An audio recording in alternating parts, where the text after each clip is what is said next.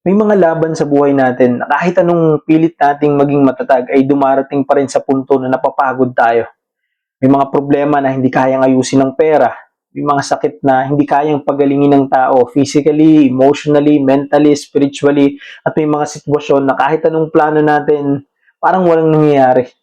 At baka minsan may mga pagkakataon na tinatanong mo ng Diyos na, Lord, bakit ganito ang nangyayari? Lord, bakit ganito ang proseso nyo? Lord, bakit ang hirap? Lord, nasan ka?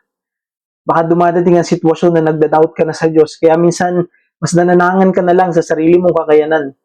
Pero kapatid, gusto kong ipaalala sa iyo ng ating Panginoon that some battles are not won by our strength, but by prayer.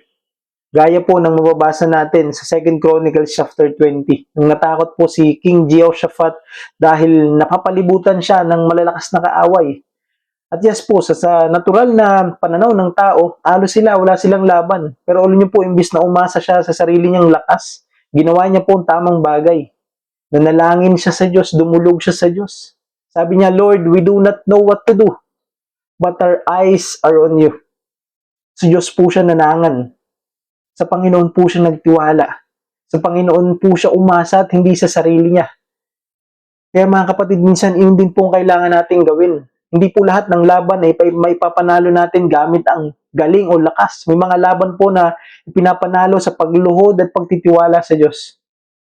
At ano po ang sagot sa kanya ng Diyos? Sabi po doon sa chapter 20 verse 15, the battle is not yours but God. Grabe. Napakagandang paalala, napakagandang mensahe. Dahil kapag ang Diyos ang kasama mo, kapatid, hindi mo kailangang matakot kahit hindi mo maintindihan ang proseso o sitwasyon. Yes, merong delayed minsan, pero hindi po late ang Diyos. Minsan tahimik po siya pero kumikilos po siya sa lahat ng sitwasyon. Kaya nga po sabi sa Proverbs chapter 3 verse 5, trust in the Lord with all your heart and lean not on your own understanding. At sabi po sa Philippians chapter 4 verse 6, do not be anxious about anything, but in every situation, by prayer, present your request to God. Mga kapatid, ang Panginoong Isus nga po mismo ay nanalangin bago niya danasin yung hirap at kamatayan sa krus. Kahit mabigat ang daranasin niya, nagtiwala pa rin siya sa Ama. At dahil sa Panginoong Isus, nakamtan po natin ang pag-asa mula sa Kanya. Pag-asa sa anumang panahon at sitwasyon na meron tayong kasama. Ay huwag kang sumuko, kapatid. Dahil lamang hindi mo maintindihan ang proseso ng Diyos o dahil lamang hindi ayon sa timing mo, ang timing ng Diyos. Kapatid, keep praying, keep trusting, and keep surrendering your life to Jesus. Dahil kapatid, may mga laban po na hindi mo kailangang labanan mag-isa.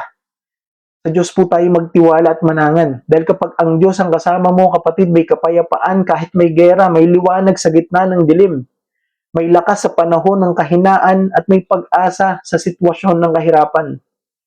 And always remember this, kapatid. The battle is not yours. It belongs to the Lord.